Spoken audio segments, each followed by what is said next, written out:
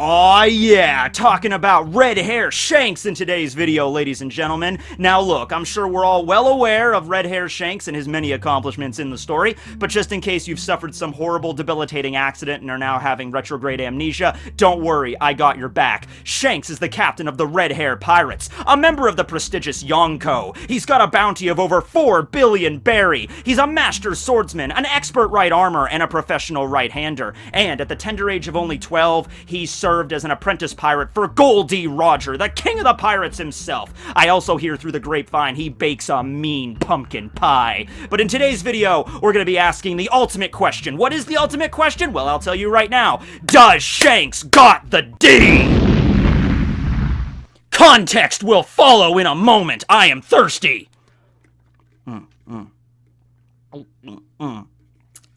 That's good tea, but what about the D? Well, of course, we're talking about this D, the D that Luffy has, and Dragon has, and Porcus D. Rouge had, and Goldie Roger himself had, and Saul had. A lot of people forget about Saul. I feel bad for Saul. So, this would make perfect sense if you really think about just the lineage of the epic Straw Hat. It began from what we're aware of with Goldie Roger. Now, yeah, we've seen that giant hat at the basement in the freezer in the dungeon in Marijois that Eam was kind of sinisterly staring at, so we don't know what the story with that is, but it's clearly a different Straw Hat than the one that Luffy had and Shanks gave him and was originally Roger's, okay? So, yeah, the story with the Straw Hat probably predates Roger, but as for the actual hat that the main character of the story, Monkey D. Luffy, wears, he got it from Shanks, and Shanks apparently got it from Roger, because when we flash back to see Roger at a very young age, he's wearing the straw hat. Shanks was an apprentice pirate on the Oro Jackson. We didn't really see that exchange yet where Roger took off his hat and gave it to Shanks. We don't know what the circumstances around that were. Probably very similar circumstances to how Shanks gave it to Luffy. You know, Luffy reminded Shanks of the words that Roger spoke of, and, you know, Shanks just had this feeling that it's like, this hat belongs with you, okay? So, you know, I'm sure, hey, here's an idea. Who was the person that inspired Roger? That's an idea. I mean, Roger might have just gotten up out of bed one day and decided, I'm gonna go sail the seas. The call to adventure awaits. Maybe he didn't really have an inspiration like Luffy did, but maybe he did. Maybe there was a pirate well before Roger. Hell, maybe it was even Rox. They were enemies, but maybe Rox was like a, you know, an inspirational figure to Roger. Like, oh, he went out to sea and did all this stuff. I'm gonna go out to sea and do all this stuff. Or whatever. For whatever reason, Roger at some point early on in his journey, because whenever we see Roger, like later in his life, you know, when they discovered Laugh Tale and they were journeying with like Odin and everybody, Roger's not wearing the straw hat anymore. In fact, the only time we've ever seen Roger wearing the straw hat is when he literally began his adventure, when he first ran into Rayleigh, you know, like, you know, 60, not 60 years ago, probably like 50 something years ago, when Rayleigh and Roger were like in their late teens, early 20s. You know, that's when he was wearing the hat. So he gave it to Shanks, probably not very long after Shanks joined up with the Oro Jackson crew, right? So, if Roger had the Will of D, Goldie Roger, and he's the first recipient of the hat, and then Luffy, the third, has the D, Monkey D. Luffy, then, you know, it would make sense for Shanks to be right in the middle and also carry it as well, okay? So, a few things about this. Number one, I don't think anybody would be upset or even really surprised if he has it. It's the weird thing that it's like, okay, why has Oda not revealed it then? You know, because Shanks meets all the requirements pretty much. You know, the members of the Will of D always desire a lot of freedom. And so you have Shanks, who's a member of the Yonko, who's out there in the world. And honestly, he embodies it maybe a little bit more than the other Yonko even do. Yeah, Blackbeard has the Will of D as well. And he sort of views the freedom aspect of it as sort of like, oh, we're going to take over the world and kind of burn it down. And then we roll over the chaos. That's more of Blackbeard, right? When it comes to Big Mom and Kaido, they very clearly want to rule over it. You know, Big Mom wants to basically take Totland and turn that, you know, into the entire world, essentially, and just rules over her giant Totland. Kaido probably has, you know, much the same. You know, he rules over Wano right now as a dragon god. Perhaps Kaido, you know, he wants to find the One Piece, become king of the pirates, and then rule over the whole world as the supreme dragon god, right? Shenron got nothing on him. Paronga might. I want to see Kaido arm wrestle with Paronga now that I actually said that. Somebody draw that. Anyway, so yeah, that's what they're up to. But then you have Shanks. Shanks isn't trying to get the One Piece. Shanks is just out there in the world, really just being a free man. He's just like, I'm really strong, I got my crew, we're gonna go to islands, we're gonna party, we're gonna have a good time. We're still Yonko, you don't mess with us. They still have territories and everything, and you have to treat them with respect. But at the end of the day, he seems to be the kind of man that's just like, I want to live my life to the fullest. Okay, and I just want to go out and do whatever I want. Very similar to maybe Mihawk in that regard, with the exception, of course, Mihawk doesn't have a crew, but Mihawk still kind of does whatever he wants, right? So yeah, Shanks kind of embodies that freedom aspect of it. If you're just talking about the monkey family, all of the members of the monkey family that we know of have the Will of D, and they all have a mark under their left eye. So Luffy's got the scar that he gave himself when he was a little kid to kind of prove to Shanks that he's like a strong man. Garp, of course, has the crescent scar under him. He's had that ever since he joined the Marines. We don't know where he got that. Dragon's got the tattoo that he got apparently after he joined up with the Revolutionaries, because during Roger's execution, Dragon did not have that yet, so he got that later. And then Shanks, of course, has the scars that were given to him by Blackbeard. Blackbeard, back when he was a member of Whitebeard's crew, had like this Wolverine claw kind of attachment. I actually don't know what these things are called. I just call them Wolverine claws because that's the first thing you think of. I don't know if they actually have a real name. But yeah, they used these, and then he just slashed it across Shanks' face, and we still don't know the whole deal with that, because Shanks was talking to Whitebeard about that, and he's like, I didn't get this wound from being careless. I didn't have, like, my back turned, and I wasn't paying attention, and all of a sudden Blackbeard came out of nowhere. It seemed to imply that, like, and he didn't underestimate him either, it seemed to imply, like, in a straight-up fight, with Shanks being completely cautious and prepared, Blackbeard still somehow managed to get that scar off on Shanks. So that's a story for another day, right? So, he's got the desire for freedom. Just the way he acts, his charisma and everything seems to replicate, like Luffy and Garp and a lot of other characters that have, had the Will of D before, and he's got the scar, right? So the question is, like, why doesn't Oda just reveal it if he has it, right? Well, I'm thinking of this. It's not so much that the Will of D is the big shocker with Shanks' name. It will be a shocking moment, but the thing is, if Oda was going to reveal that Shanks has the Will of D, just going along with that reveal, he would probably also have to reveal Shanks' full name, right? I guess not necessarily. You could always have a character like Sengoku or somebody just randomly mentioning, like, oh yeah, that Will of D, man, that's crazy. Luffy's got it, I know Law's got it, Shanks has it. You could do something with that. And like I said, I mean, it would be a big moment in the story, but it's not like something that would be so crazy. So I'm thinking, though, if he does have the Will of D, his last name is going to be significant in that regard. Even on, and we just got to see Shanks' wanted poster, even on his wanted poster, it just says Shanks. It's the same thing with Kaido. The strongest characters in One Piece only have one name. Shanks, Kaido, Brook, probably, yeah, that works. Gaimon, you fear Gaimon, right? I wonder why Kaido probably has a full name. Maybe he doesn't. Maybe he was an orphan and he never was given a name and he had to name himself. That's kind of sad, but whatever, yeah. Shanks has a full name, it's just not on his wanted poster, right? Which makes me think that it's sort of like Law, he went by Trafalgar Law, but his full name is Trafalgar D. Waterlaw. That's not on his wanted poster, it just says Trafalgar Law. It doesn't even include the water part. The water is what he got from his mother, and the D, as Law said, was like a secret name, right? So it would stand to reason that, like, Shanks maybe knows his real name, of course, it's not like it's a mystery to him, but he doesn't use it. It's just like, just call me Shanks, or call me Red Hair Shanks, or whatever. Don't use my full name, right? So I'm thinking his last name, it's going to be significant, right? And I think that's like Shanks is going to be his first name, and the name that's going to be like a big deal, if it is going to be a big deal, is going to be the family name, because that's going to, of course, the family name is going to tie back into something else. So what could it be exactly? You know what? I'm not even kidding. Just because he has the scar on his left side of his face, I did entertain the idea that he might be distantly related to Luffy in some way. Like his family name might be Monkey. Not to say he's Luffy's, like, his uncle or something. It could be a distant relation, it could be just like one of his cousins or like a different branch of the family. But then again, you gotta remember that it's like the way that Oda does stuff a lot of times, it's like he doesn't necessarily make these characters all blood related, right? It's like Roger is obviously, this great pirate Luffy looks up to, and, Luffy wants to be a lot like him, but that doesn't have to be, and he wants to be king of the pirates, obviously, but there doesn't have to be a blood relation between between Roger and Luffy to make that work. It's the inherited will, and that's the whole kind of point of the Will of D. The members of the Will of D, the people that bear that initial, are not all blood related, okay? I think what happened there was way back during the Void Century, a group of people got together, a bunch of rebels, the initial revolutionary army that tried to oppose the world government coming to power. Just a ragtag group, not blood related, and then the world government succeeded in the Will of D, the D clan, they failed, and then they were scattered to the winds, and, they gave, that initial to their children, but also it might just be like, hey, in our culture, the D is significant, so we're gonna give the firstborn child the D initial, whether or not they were actually blood related to the people that originally bared it or not, right? The way that Saul talked about it when he was discussing this with Robin at O'Hara, the way Saul talked about it was like, I don't even know what the D means. My parents didn't even know what it means. It's just a tradition.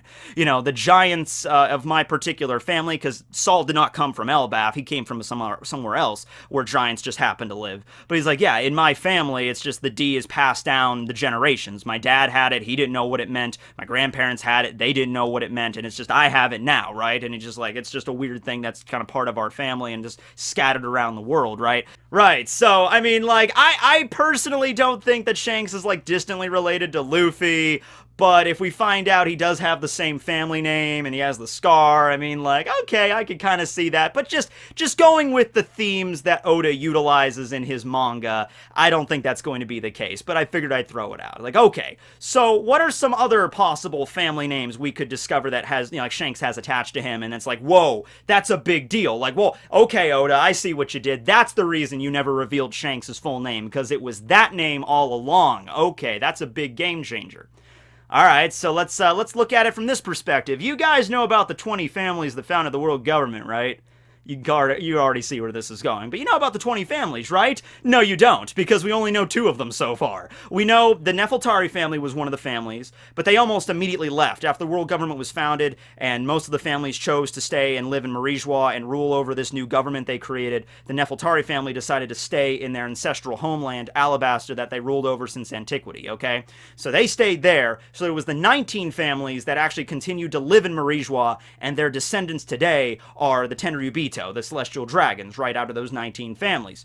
The other family that we know that still lives in Marijois is the Don Quixote family, because Don Quixote Homing, father of Doflamingo, Don Quixote Mulesguard, who was the one that attacked Charlos, he's another family. And also, we don't know their last name, but Roswald and Charlos's, family name, they're probably also, they're unrelated to the Don Quixote family. They're probably a completely other family. So, we don't know their name, but that only gives us 3 families confirmed out of the 20 that founded the world government. We still got 17 more names to figure out here. Now, I'm not saying Oda's going to reveal all 17 or all 20 at once, or, maybe if he does that, it might just be, really quick. It just might be like, okay, here's a name plate or a plaque that has the names of all of the families. Maybe the Nefeltari family is, scratched out, because they don't really, the Goro Say don't really like Cobra or the Nefeltari family all that much, because what they did, they left. They were like, oh, we founded the world government. It's like, okay, you guys have fun with that. We're gonna leave and go back home. He's like, oh, what? You think you're too good for us? Maybe something like that.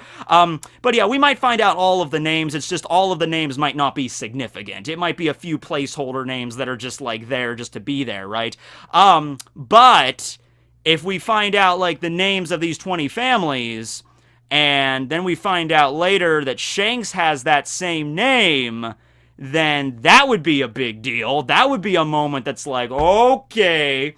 That would also explain how Shanks was able to just get an audience with the Goro Say, because even though Shanks is a Yonko, they don't just do that with anybody. If Kaido or Big Mom or Blackbeard, requested a meeting with the Goro Say, do you think the Goro Say would go along with it? They'd be like, beep. Yes, this is the Goro Say here in the room of authority. Why would you disturb us? He's like, yeah, sir, Samurai Gandhi, so Big Mom is here at the Red Port. She wants to meet with you guys. I don't think they'd be like, oh, well, send her on up, bake her a cupcake, have her wait, give her some tea, whatever. No.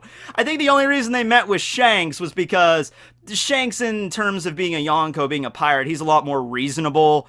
They know that he's probably not going to do anything crazy when he gets into Marijois. He's not going to try to, destroy the castle or take one of the Goro Say hostage or anything like that. It's just like, Shanks wants to talk to you, and it's just like, okay, yeah, he probably, he knows the score. He knows how to play this. But there might be another reason behind it, too. It might be something similar to Doflamingo, where Doflamingo was this member of the Celestial Dragons at one point, and then he got excommunicated, or his father got excommunicated, which means he got excommunicated as well. Excommunicated's a fun word. You don't get to use it very often, but I like to use it every now and then. Excommunicated. Okay. You've been excommunicated from the Goro Say. I was excommunicated from the National Order of Taking Care of Your Brick. Right, Barry? No! But anyway, yeah, okay. I'm not saying that it's the same exact situation that happened with Doflamingo, where it's like Shanks' family, his father, left the Tenryubito, and then this is where Shanks is right now. I'm thinking of it of a different angle, okay? So let's say, back during the Void Century, 20 families get together, they form the world government, okay? Nefeltari family goes back to Alabasta, so you got the 19 families. Now, these are big families, okay? So there's a lot of people, like you saw Mulesguard is also part of the Doflamingo family. Mulesguard doesn't really look like Doflamingo at all in homing, okay? So it's like a different kind of, it's like a branch family, right? Like they're cousins or something, right? So these are big families, right?